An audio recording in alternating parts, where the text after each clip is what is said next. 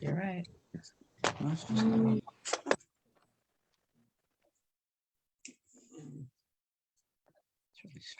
Say hi to Robin, Darwin. Darwin loves Zoom. He's a ham. So we are live on Any better? Facebook. We'll get Sylvia back in, and then we should be just about ready to get started with our story for this evening, and then Havdalah, and onward as we get to the last Shabbat and the last Havdalah of the year 5781. So we're together here, and I think everybody's on is going to be coming, right? So I can. Okay, good. She's on. Okay. Very good. So, I was going to say, I can hear and see everyone now.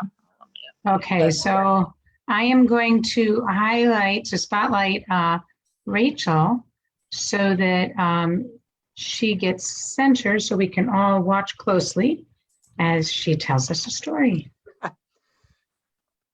As Rabbi Barbara said, we're entering into the new year, a new holiday season. So for the next 4 weeks, I have holiday stories. This one is Rosh Hashanah. We'll do one connected to Yom Kippur next week. My actual favorite, which is the Sukkot one, and then a Simchat Torah one.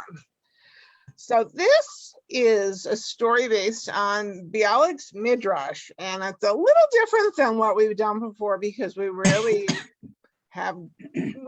use God sort of as a character in the stories. But this is, of course, important because this not only Rosh Hashanah is considered the new year, it's also considered the birthday of the world, the creation story. So we are going back in time to creation with a little rabbinic way of looking at what might have happened with God and the angels as creation was taking place.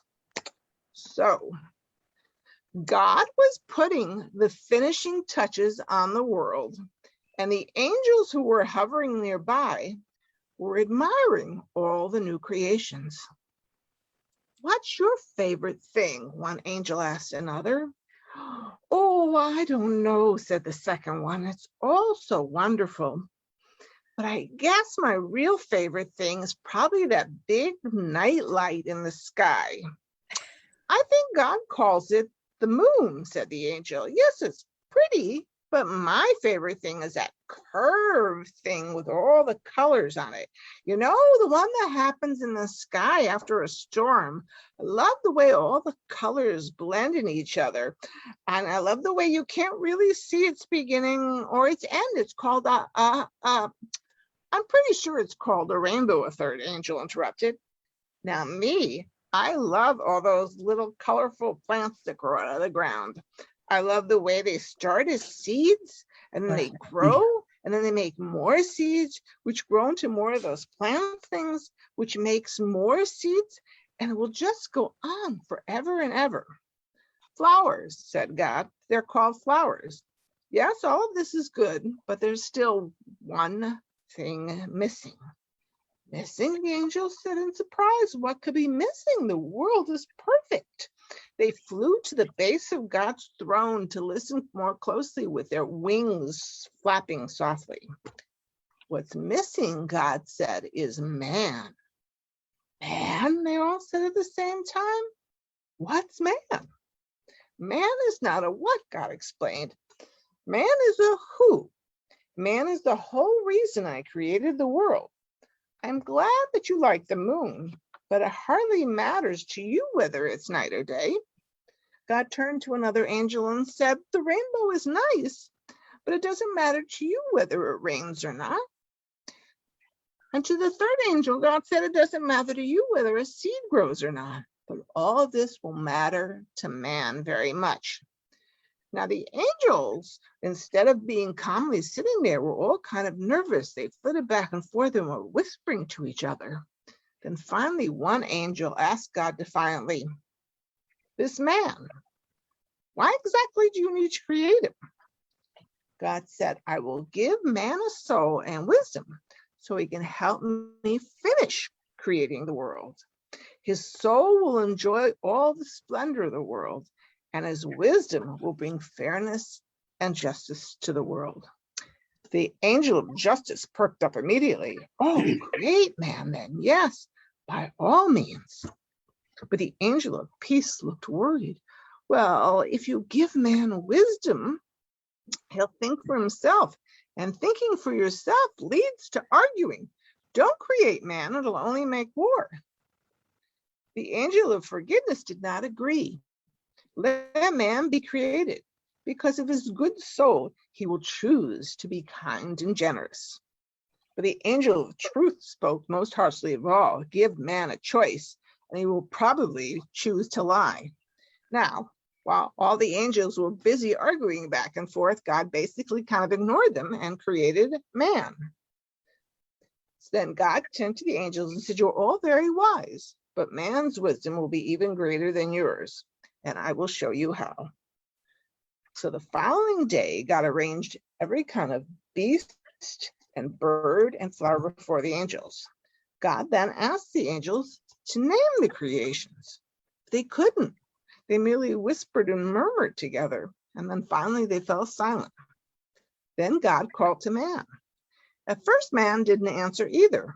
He was lost in thought, admiring the shape of a honeycomb and savoring the taste of the honey. He doesn't seem too bright to me, one angel whispered to the other. Man, God called man. Finally, man looked up. Tell me, said God, what would you call these things? Without hesitation, man put his face right up to a swarm of buzzing creatures. He studied their heavy furry bodies and listened carefully to their humming. He mimicked and said, bees. Yes, they're called bees. God seemed happy with the answer, so man walked a few paces further. He stared deeply into the eyes of another creature, a much larger one. He gently stroked its mane and, closing his eyes, hugged the animal close to his heart. Then he said confidently, this is horse. Next, a furry, slobbering creature bounded up and knocked man over. Man picked himself up, laughing, and patted the friendly animal. This is dog, he said, and dog followed man for the rest of the day while he named every creature, tree, and flower. The angels watched, holding their breath, but God was pleased. Finally, God said, you man, what should we call you? Call me Adam, he said simply, because I was created from Adamah, from the earth. Well done, Adam, well done, God laughed. And now, because you've shown how well you use your wisdom, I will create woman to share the world with you. God turned to the angels and added, unless anyone here has a problem with that idea? One angel answered nervously, will she be as smart as man? Oh, she will be at least as smart, said God. Well, no problem then. One by one, the angels lifted their wings. Man and woman, great idea, they said as they soared away. All that could be heard was the gentle flutter of their wings. So that's our story for tonight. I usually don't do a lot of God stories because it's sort of presumptuous, but this, like I said, is actually based on a story that Bialik and others collected. So they're trying to explain the world in some way. And I have to admit, I do like the idea that woman will be at least as wise as a man, which could lead you to say that maybe she could be a little wiser. Anyway, that's our story for tonight. Thank you. No, we're not unmuted. Yeah, we are unmuted. With it having that connection to having the connection to the earth with Adam and Adamah, that leads very nicely into the Shemitah year coming up, and with our connection to the land. And you're getting the virtual backgrounds in, I think, right? For Sylvia? Yeah. We're still losing. We don't have you. We're losing You're pictures. black. Oh, I'm So sorry. you know what? We're muted. She can't hear us. Oh yeah, no, we're muted. Okay. No, yeah, we we're can just hear you. losing. We can hear you. Okay. Sorry about that. But Yeah, we I'm don't have fidgeting. here, but we, We keep losing Okay. the picture. We'll figure it out, hopefully. Sorry to distract. No, that's okay. But the story puts us in good stead as we begin the new year. And then, of course, for Shabbat Bereshit, where we have the creation story at the beginning of October. So if you have your things for Havdalah, we'll be ready for Havdalah. And I put everything in the margin for you.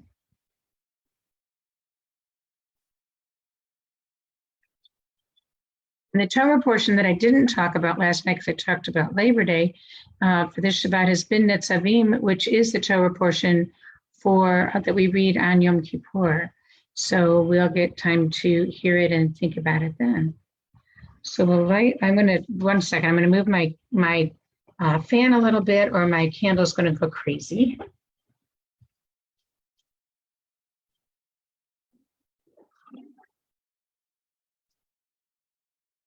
Okay. No smoke alarm, just the blowing of the fan makes things a little challenging at times. And I think I will retire this candle after tonight because it's getting pretty short. And for the new year, start with a newer one. Ya la la la la la la la, ya la la la la la la la, ya la la la la la, ya la la la la la. Ya la la la la la la, ya la la la la la la, ya la la la la la, ya la la la la la. Baruch atah Adonai Eloheinu melech haolam borei peri hagafen borei peri hagafen.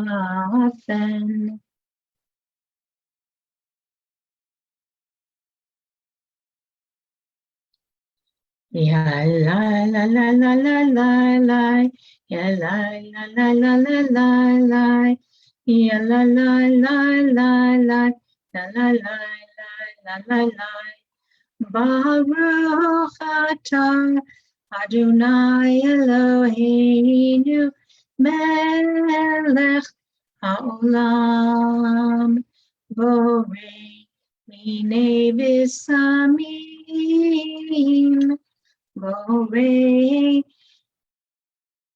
Borei minei v'samim.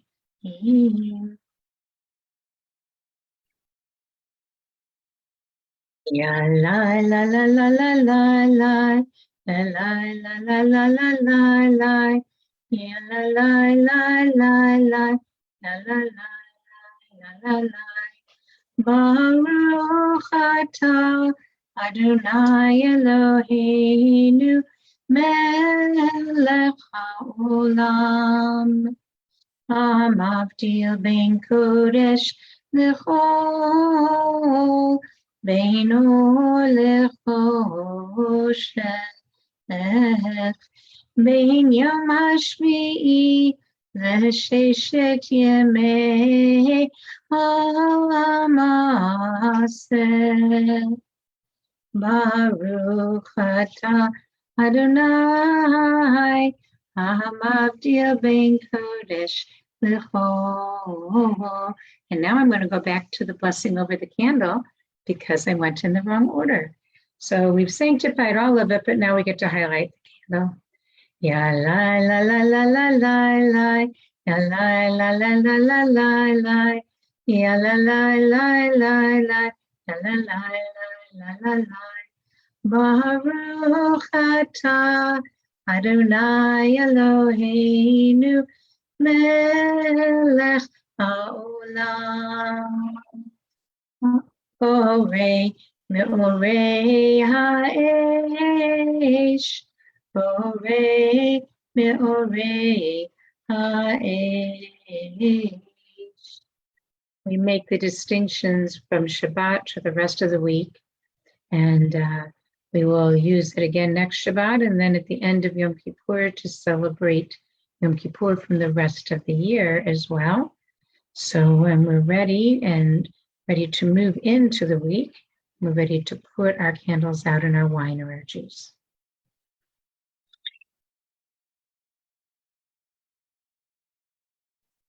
Eliyahu Hanavi, Eliyahu Hatishbi, Eliyahu, Eliyahu, Eliyahu Hagiladi, Bimera V'Amenu, Yavo Eleinu, Imashiach ben David, Imashiach ben David, Eliyahu Hanavi, Eliyahu Hatishbi, Eliyahu, Eliyahu, Eliyahu Hagiladi.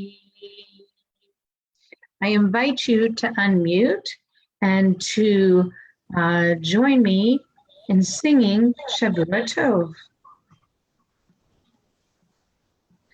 Shavua Tov, Shavua Tov, Shavua Tov, Shavua Tov, Shavua Tov, Shavua Tov, Shavua Tov, Shavua Tov, a good week, a week of peace, may gladness reign, and joy increase, a good week, a week of peace, may gladness reign, and joy increase. Shavua Tov, for a good week. So we will see people on Facebook for Shabbat and for Havdalah. Our services for Rosh Hashanah will be on Zoom and in person, but not on Facebook. So we'll see you next week.